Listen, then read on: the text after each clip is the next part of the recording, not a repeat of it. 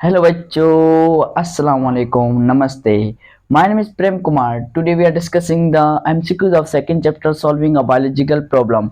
आज हम डिस्कस करने जा रहे हैं second chapter solving a biological problem के हम MCQs. तो उसको हम MCQs को डिटेल में डिस्कस करने की कोशिश करते हैं. उससे पहले हमने डिस्कस किया मलेरिया के बारे में और उसके हमने मेथड्स भी हमने डिटेल में डिस्कस किए. आज हम डिस्कस करने जा रहे हैं उसके MCQs, कौन कौन से MCQs हैं, तो हम उसको डिटेल में डिस्कस करने की कोशिश करते हैं. उससे पहले अगर आपने एलपी के लेक्चरर को सब्सक्राइब नहीं किया तो प्लीज सब्सक्राइब कर दें, बेल आइकन के बटन को प्रेस कर दें ताकि हर आने वाली नोटिफिकेशन आप तक पहुंच सके. Let's get started about the MCQs of chapter number 2 solving a biological problems. Let's get started. उसके अंदर हमारे पास पहला एमसीक्यूज है. पहला एमसीक्यूज कह रहा है कि हमारे पास select the correct sequence of biological method. Biological method की हमने करेक्ट सीक्वेंस ढूंढनी है. अब इसके अंदर ए ऑप्शन कह रहा है law, theory, reasoning, hypothesis. B के अंदर कह रहा है, बी ऑप्शन है हमारे पास hypothesis, theory, law, reasoning. C a hypothesis, reasoning, theory, law and D a law, hypothesis, reasoning and theory. तो हमारे पास इसका राइट ऑप्शन होगा हमारे पास hypothesis, reasoning, theory and law. तो इसका जो राइट ऑप्शन है हमारे पास, राइट ऑप्शन कौन सा है हमारे पास? सी. सी के अंदर हमारे पास क्या कह रहा है? सी ऑप्शन करेक्ट है. इसके अंदर hypothesis, hypothesis, reasoning,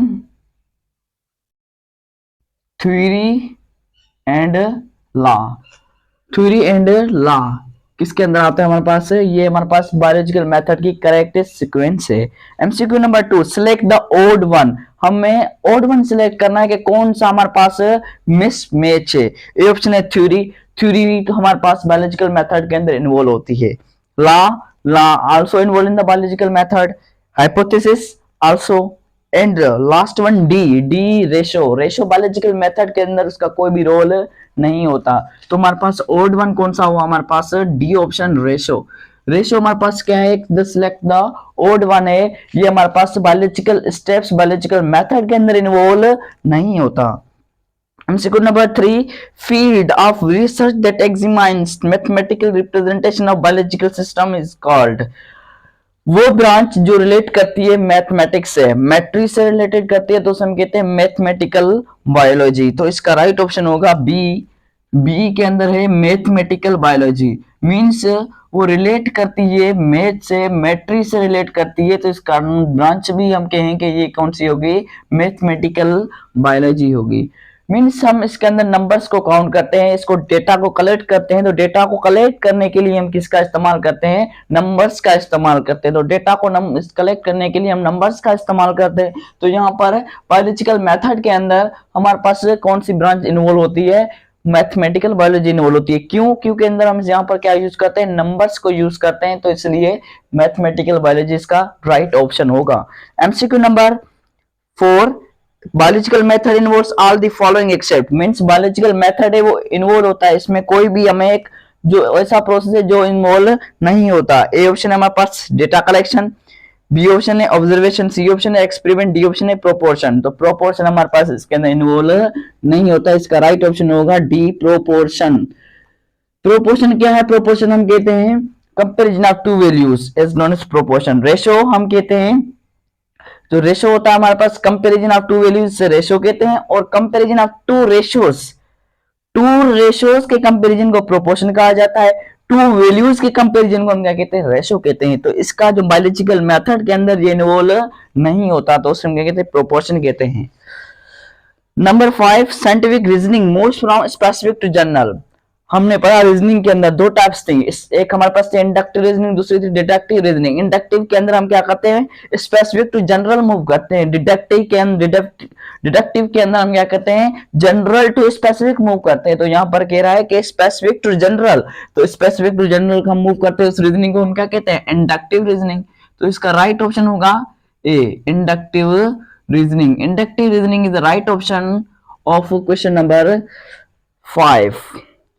question number 6, quantitative. Quantitative observation वो ऑब्जर्वेशन होती है जिसके अंदर हम किसका इस्तेमाल करते हैं? इंस्ट्रूमेंट का इस्तेमाल करते हैं. Quantitative observation is the use of, इसके अंदर हम किसका इस्तेमाल करते हैं? इक्विपमेंट्स, इंस्ट्रूमेंट का इस्तेमाल करते हैं. Right option B. बी इसका क्या है हमारे पास? राइट ऑप्शन है. इसके अंदर हम किसका इस्तेमाल करते हैं, इंस्ट्रूमेंट का इस्तेमाल करते हैं, इक्विपमेंट्स का इस्तेमाल करते हैं। Number 7, equation stating the two ratios, दो रेशियोज के बीच में जो कंपैरिजन है उसे हम क्या कहते हैं, प्रोपोर्शन। टू वैल्यूज के बीच में जो कंपैरिजन है उसे हम क्या कहते हैं, रेशियोज कहते हैं। तो यहां पर कह रहा है equation stating two values, two ratios.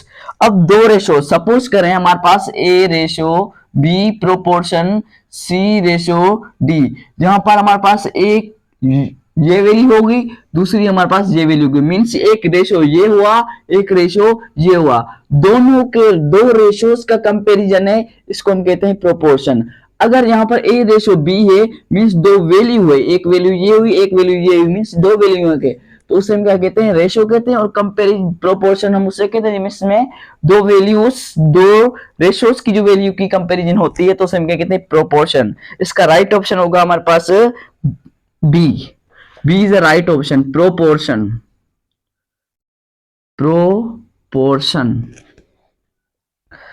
Question number 7, question number 8, question number 8, the comparison of two values, दो वैल्यूज के कंपेरिजन हमको क्या कहते हैं, रेशो। ए, इसका राइट ऑप्शन क्या होगा, ratio. Question number 9, what is the hypothesis, it is the tentative guess made by the scientist. तो इसका राइट ऑप्शन होगा बी। ये क्या हमारे पास टेंटेटिव गेस है, टेंटेटिव गेस होता है, टेंटेटिव गेस। यहाँ पर ऑप्शन बी के अंदर हमारे पास a tentative explanation that can be tested and it's falsified, means वो क्या हो सकता है, फॉल्स भी हो सकता है। तो टेंटेटिव एक्सप्लेनेशन है, टेंटेटिव गेस है, कौन, hypothesis. Question number 10, in data organization we method, which method is most useful. Data हमको कलेक्ट करते हैं, डेटा को हम इकट्ठा करते हैं, तो उसके लिए हमें कौन सा मेथड यूज करते हैं, टेबल का यूज करते हैं, ग्राफ का यूज करते हैं, रेशो का यूज करते हैं, या बोथ एंड बी। तो हम इसका राइट ऑप्शन होगा बी, बोथ, राइट ऑप्शन होगा D, both A and B. इसके अंदर हम ग्राफ का भी इस्तेमाल करते हैं, इसके अंदर हम किसका, ग्राफ का भी इस्तेमाल करते हैं, रेशो का भी इस्तेमाल करते हैं, मीन्स उसके अंदर ग्राफ के अंदर रेशो भी क्या होता है, शो होता है। तो हम इसके अंदर ग्राफ का भी इस्तेमाल कर, रेशो सॉरी रेशो का नहीं, हमारे पास टेबल का और ग्राफ का, टेबल एंड ग्राफ का हम क्या करते हैं, रेशो का हम उसको हम क्या करते हैं, टेबल और ग्राफ को हम क्या करते हैं, यूज करते हैं डेटा ऑर्गेनाइजेशन के अंदर। तो इसका राइट ऑप्शन होगा both A and B. It was all the MCQs of chapter number 2 solving a biological problem. If you have any question then you may ask in the comment section. Thank you. Allah Hafiz.